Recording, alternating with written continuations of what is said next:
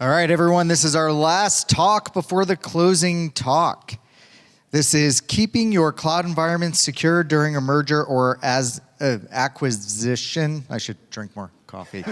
Yeah. Same. Isaac Lepow? Lepow, with Isaac Lepow. And we'd like to thank our gold sponsor for this one, Run Reveal. Thank you, Rich. So picture this. The company that you work for just acquired another company. They have their existing cloud environment, your company has theirs. You're the person who's responsible for cloud security, or you're on the team that's responsible for it, and you need to integrate their cloud environment into yours. Should be pretty straightforward, right? All the cloud providers have documentation that'll tell you how to move things from one organization to the other. How hard could it be? The fact that I'm doing this talk should tell you that it's not quite that simple. So, a little about me. My name's Isaac Lepow. I've worked in a bunch of different security roles over the years. Lately, I've been doing a lot in the cloud security space, and perhaps most importantly to this talk, at the last role that I worked in, I did a lot of the cloud migration and integration work for 3 of the acquisitions that we did. So I'm going to do a little agenda here. I'm going to start with the scope of the problems because this is a 20-minute talk, and if I tried to cover everything, it would be impossible. I'm going to give a few specific examples from a couple of the cloud providers and a couple of examples from beyond the providers. So let's get into it, shall we? So when you move an AWS account from one AWS organization to another one, it, for all intents and purposes, stays mostly the same. Yes, there are some caveats to that, but anything that's strictly within that AWS account is still going to be there. Your EC2 instances are still running, Lambda functions still executing. Anything you have in S3 is still going to be stored in S3. But the areas where you'll start to run into issues that can introduce some fun new operational risks are at the organization level and the broader company level. And just for the sake of clarity, for the rest of this presentation, if I use the word organization, that's referring to the concept of an organization within the cloud provider. So AWS organization, GCP organization, et cetera. With that, I'm going to start with a few examples from the cloud providers. I have the most experience with AWS and GCP, so I'm going to be focusing on those two. These are largely going to be things that maybe are mentioned in the documentation if you know where to look, but you have to know where to look. But they're things that could be easy enough to overlook if you're not as familiar with some of the organization level services. Here I'm going to start with IAM Identity Center, which, if you're not familiar with it, is basically AWS's solution for identity federation. It used to be called AWS SSO. That rebrand happened a couple of years ago. But it'll basically let you connect your SSO provider to all of the AWS accounts in your AWS organization, from the organization level, rather than having to do that individually in each account. Normally pretty convenient, but let's read the documentation. Font size might be a little bit small, doesn't matter. I'm going to read the important part to you. You can have one identity source per organization. What this means is that once you start moving AWS accounts from the source org into yours, anyone who had access via their IAM Identity Center instance isn't going to have that access anymore. This should be pretty straightforward, but it's, again, something that you might be able to overlook. So here's just some general guidance. IAM Identity Center instances are org specific. You get one instance per org and one identity source per org.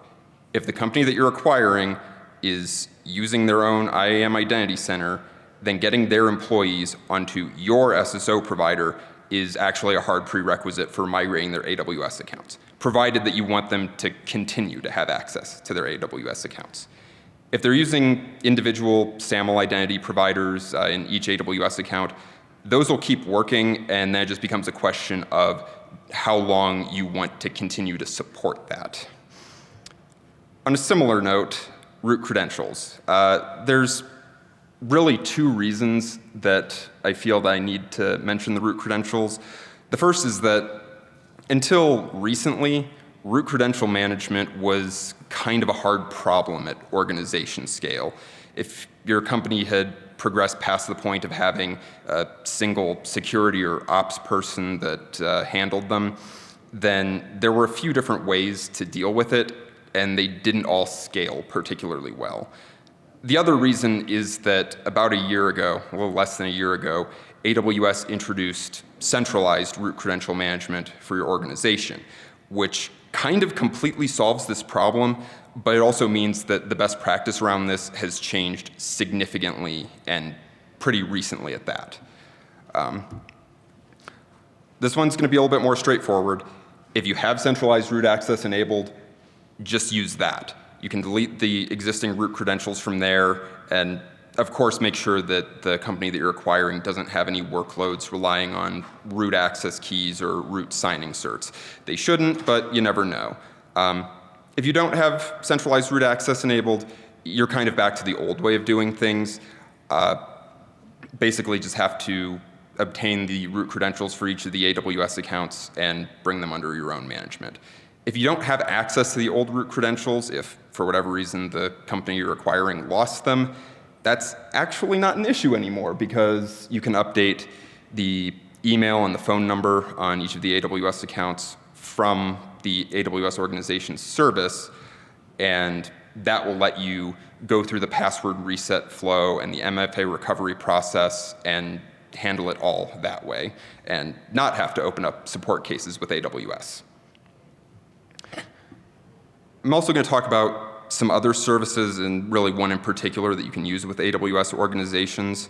Basically, AWS has the concept of a delegated administrator account where you can delegate permissions for certain org-level services to other AWS accounts so that you're not having to use the management account all the time. Think delegating AWS Firewall Manager to an account that's owned by your network team, or security services like GuardDuty. Those could be delegated to a security account. As you might imagine, can take a little bit of special handling. Again, documentation. If the account is a delegated administrator, you must deregister the delegated administrator permissions before migrating the account. You may be wondering, what happens if you don't?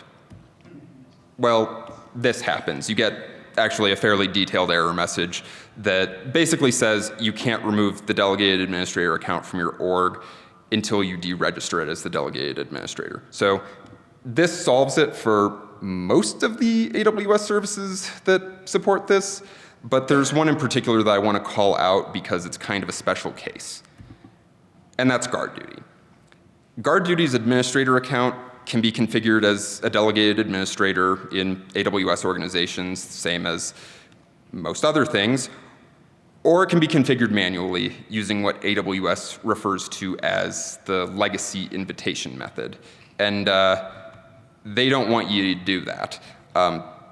These are excerpts from 3 different pages of documentation about the legacy invitation method, all of which have notes that say GuardDuty recommends using AWS organizations instead of GuardDuty invitations to manage your member accounts.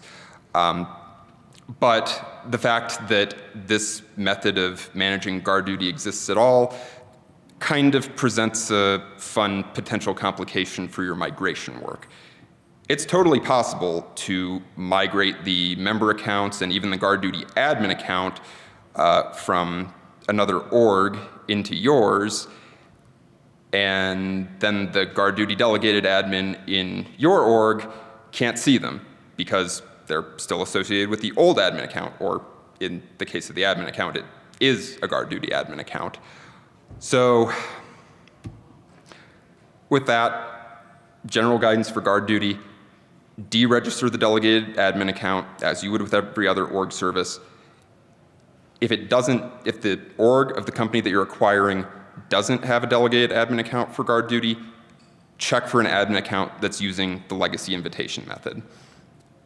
Disassociate all the member accounts from the GuardDuty admin, You'll have to do this either way. It's a prerequisite for both parts of it. And do note that this won't disable GuardDuty on those accounts. It's just severing the association. Once you migrate the member accounts, they should get automatically picked up by your delegated admin account if you're using one. If they aren't, or if you're still using the legacy invitation method, just add them manually. I'm going to shift gears a little bit here and talk a little bit about GCP. I'm not going to get too in the weeds with this, but basically GCP's IAM hierarchy is such that you can assign permissions to identities at the project level, the folder level, or the organization level. This is kind of a different way of thinking of things than in AWS. I'm going to try not to focus too much on the similarities and differences, but the main thing to be aware of when you're doing a migration is making sure that you align the permissions at the folder level and the organization level for the project that you're migrating into your organization.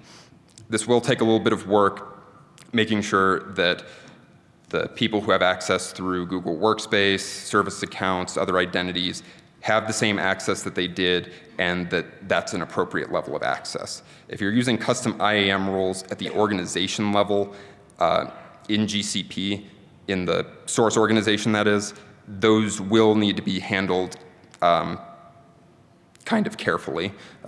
And this is also something that GCP explicitly calls out, which I am pretty happy about. And on that note, Google Workspace is integrated pretty tightly into GCP for basically identity management for human users. You can have your users and groups from Google Workspace and assign them permissions. Essentially what it boils down to is the employees from the company that you're acquiring need to get onto your Google Workspace. That part should be pretty obvious, hopefully, but this isn't as hard of a prerequisite as it would be for IAM Identity Center. You can enable cross-domain sharing in GCP and assign permissions to the identities, the users and groups from the Google Workspace of the company that you've acquired. There's also another fun slight complication with Workspace, which is to completely delete a GCP organization, you have to delete the underlying Google Workspace account. Google describes this as potentially a very damaging action that might be impossible to fully reverse. This has implications far, far beyond just your cloud environment, especially if the company you're acquiring is using, say, corporate Gmail. This will have to be a discussion with whichever team at your company handles email, identity management. Make sure you know what you're doing if you decide to do this. And the last GCP-specific topic that I want to talk about is the VPC service control perimeter. This is a fairly advanced feature in GCP. You can think of it kind of like a firewall for the GCP API in the projects that it protects, basically making it so that requests to the GCP API have to come from either within the VPC or within certain IP addresses. You have to disable this to migrate projects between organizations. You cannot migrate a project that is protected by a VPC service controls security perimeter. And if you have the option to do this, to just disable it for a while, that's fine. But if you're using this, for example, to satisfy a compliance requirement, you might not be able to do that. And if that's the case, I actually don't have a good answer for you other than to contact support. Quite frankly, if you've done one of these migrations and have had to navigate this, I would like to hear from you. This one wasn't something that I dealt with directly, but it was more of an observation from careful reading of the documentation. But now we're going to look beyond the cloud providers. There are, as you might imagine, a lot of things within your company that ultimately impact the cloud environment that aren't necessarily part of it. I'm going to start with log management. Your company might be using a different SIM, or the company you're acquiring may not be using one at all. There are a lot of different options for this. You could have OpenSearch, Splunk, third-party tools, SaaS solutions. I'm going to try to keep this as generally applicable as possible because there are a lot of intricacies to any of those things. But if you have any infrastructure in your cloud environment that's handling the cloud logs, so CloudTrail and CloudWatch in AWS, cloud logging in GCP, for example, you need to make sure that it's going to start including the logs from the AWS accounts, GCP projects, et cetera, that you're acquiring. And if it doesn't pull them in automatically, make sure that that infrastructure is getting deployed as needed. If the company that you're acquiring has their own SIEM already, you'll also need to make sure that whatever they're using to get their logs doesn't break during the migration, and that you can maintain that until you can decommission their SIEM. And above all else, make sure that you're not losing logs during the migration. The last thing that I'm going to talk about is something that I call the web of dependencies. Basically, you're not just acquiring this company's cloud environment. You're acquiring the whole thing. There are a bunch of different things that are interconnected that are going to be other factors that will impact your cloud environment, and maybe in ways that you don't immediately expect. Think your SSO provider, whatever CI/CD pipeline you're using, whoever's responsible for infrastructure, network infrastructure. The stakeholders for all of these things are going to need to be involved in this migration effort. If you're a big enough company, those could all be totally separate teams. On the other hand, if you're a small enough company, most of those things could be the same person, to say nothing of having to get teams like finance and billing involved, along with their counterparts from the company that you're acquiring. So, short version is, make sure everything gets prioritized appropriately. Make sure that things get done in the right order so that nothing breaks.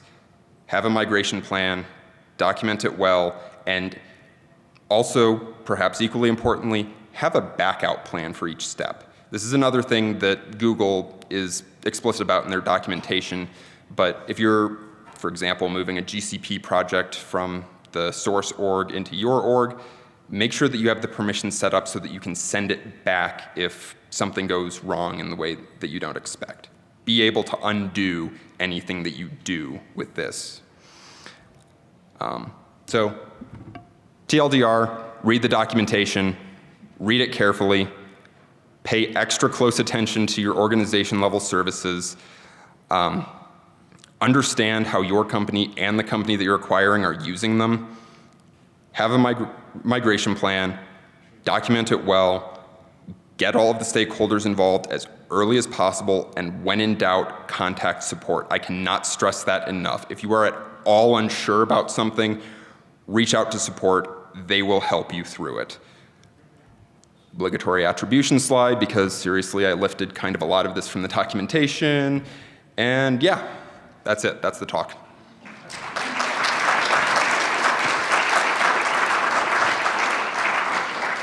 My first question is, and this is for me, your face looks like shell-shocked soldiers coming back from World War II as you were delivering the last part of that, and how much therapy did you have to have after going through this? Just a little bit. No, honestly, it's not even that it was traumatic. It's just, I don't know how I want to put this, but I don't know. I learned a lot going through them, and I felt like I did better each time I went through another acquisition.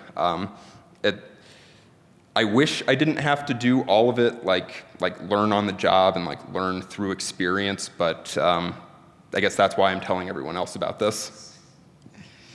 All right, we did not have any questions in the room. Any questions in this room? Thank you so much. I just had a question about AWS specifically. So if both your source organization and your destination organization have separate delegated admins for, let's choose another service like Security Hub. and you wanted to migrate some of those like child accounts, do you have to like deregister them from the source, like manage security hub, migrate, and then like remanage them, or how does that work? So for the member accounts, and assuming you're using Delegated admin, and this isn't a service that's like GuardDuty where you can do it multiple ways, I believe that it will just kind of work automatically. You don't have to manually deregister anything on the member accounts. That was more specific to GuardDuty. Did you have any IAM policies with source org ID? And did you have to go through and deal with those manually? Yes, and that's another thing that got cut for time. Quite frankly, I think that AWS's own documentation around that is actually pretty thorough. Did you step into the landmine that is resource access manager and shared VPCs and shared Route 53 and all of that? I didn't personally, but in the process of putting together this talk, I was talking to someone else who had gone through something similar and mentioned that it was exactly as bad as you described. Any other questions? All right, well, thank you very much, and it was awesome.